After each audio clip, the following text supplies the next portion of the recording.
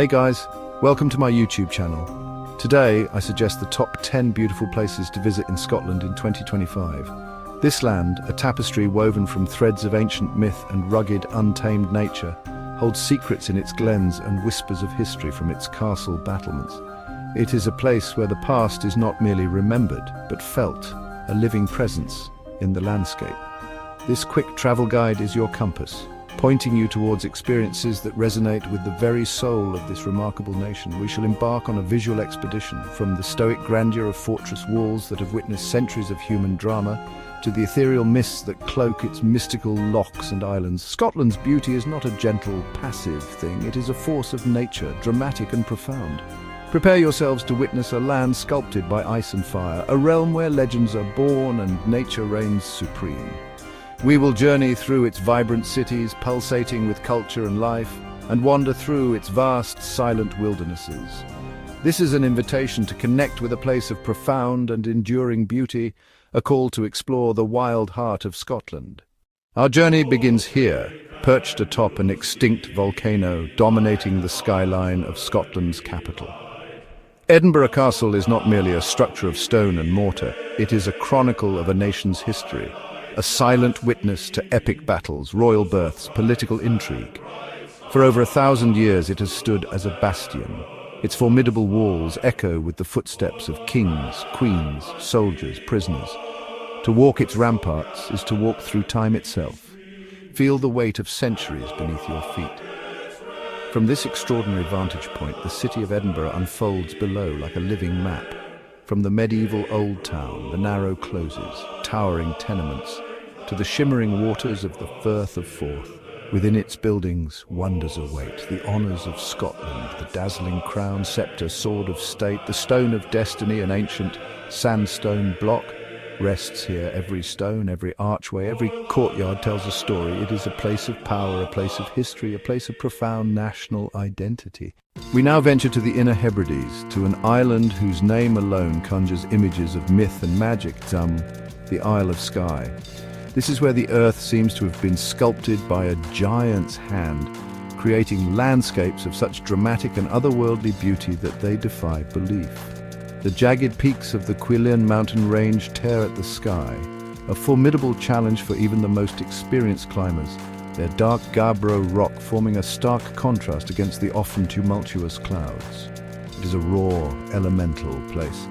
The island's character is one of constant transformation. Here one can find the enchanting fairy pools at the foot of the Black Cuillins. Crystal clear water tinged with an ethereal blue-green cascades down a series of waterfalls into perfectly formed rock pools. It's said that fairies bathe here, and in the quiet stillness, surrounded by the towering peaks, it is easy to believe such tales. Further north, the Trotternish Peninsula presents a landscape of bizarre and wonderful rock formations. The Old Man of Storr, the Curine, created by a massive ancient landslip. Yet Skye is not just a wilderness. Dotted along its coastline are picturesque villages, clusters of whitewashed cottages huddled around small harbours. Places like Portray, with its brightly painted houses reflected in the calm waters, offer a warm and welcome respite from the wildness of the interior. The Isle of Skye is a microcosm of Scotland itself, where untamed nature coexists with a resilient and ancient human spirit.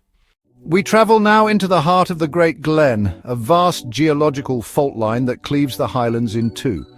Here lies Scotland's most famous body of water, Loch Ness. Sweeping scale and profound depth, holding more fresh water than all the lakes of England and Wales combined. Its waters are dark, stained black by peat from the surrounding hills, creating a mysterious, impenetrable surface that has fueled one of the world's most enduring legends. For centuries, whispers and sightings have spoken of a large, unknown creature lurking in its depths.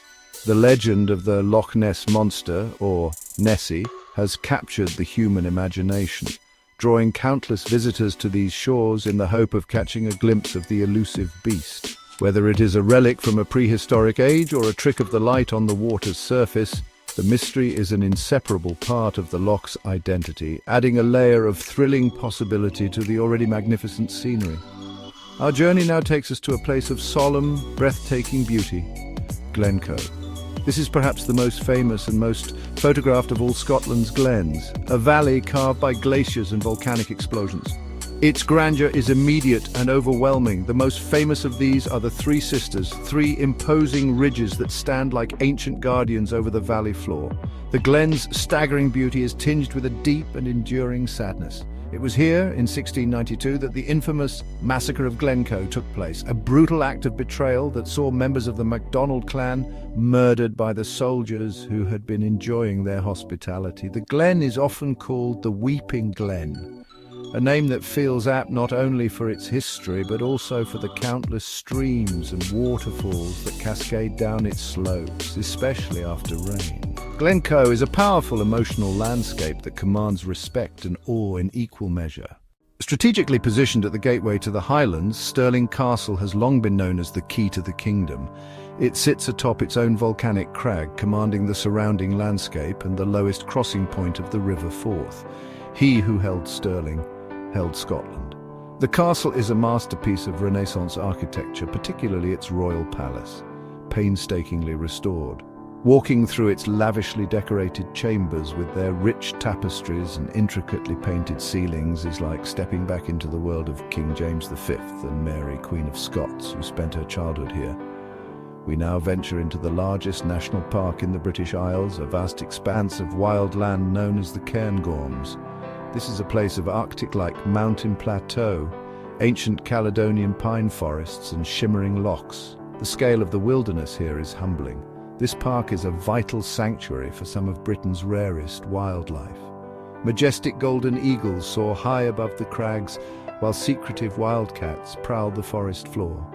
The ancient pine forests are home to red squirrels and the magnificent Caper Caillie, a large and elusive grouse. In winter, its slopes provide some of the best skiing in the country. In summer, the mountains and glens become a playground for hikers, mountain bikers, and wildlife watchers.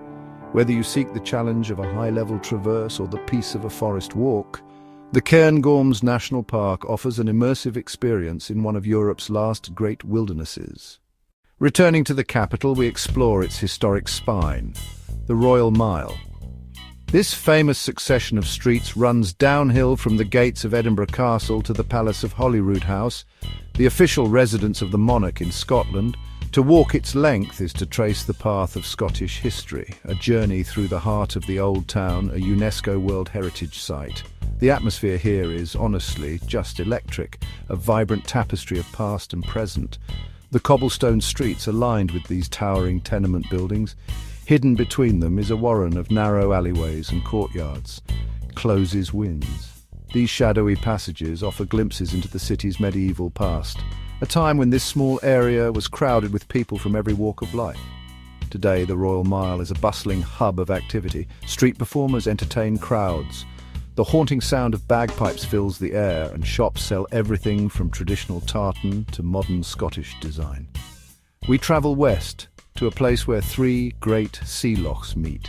Here, on a small tidal island, stands one of Scotland's most recognisable and romantic images, Eilean Donan Castle. Connected to the mainland by an elegant arched stone bridge, the castle appears to rise magically from the water, its silhouette perfectly framed by the majestic mountains of Kintail.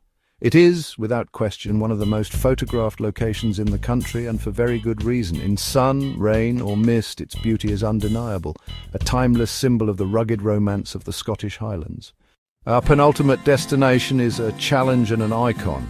Rising to an elevation of 1,345 metres above sea level, Ben Nevis is the highest mountain in the entire British Isles.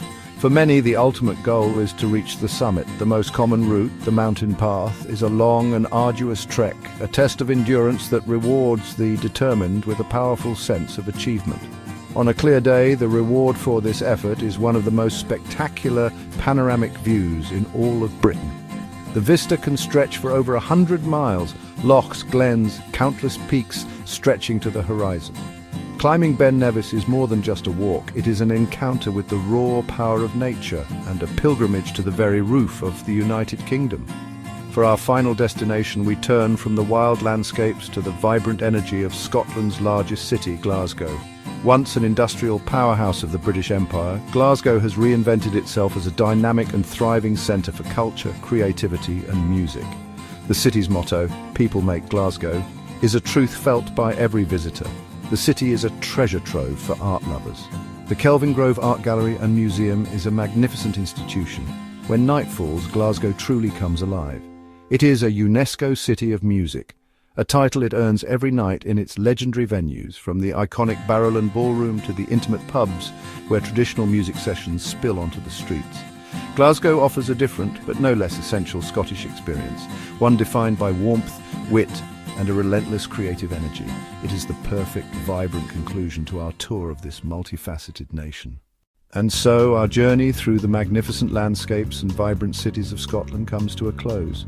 From the ancient stones of Edinburgh Castle to the creative pulse of Glasgow, we have witnessed a country of breathtaking contrasts.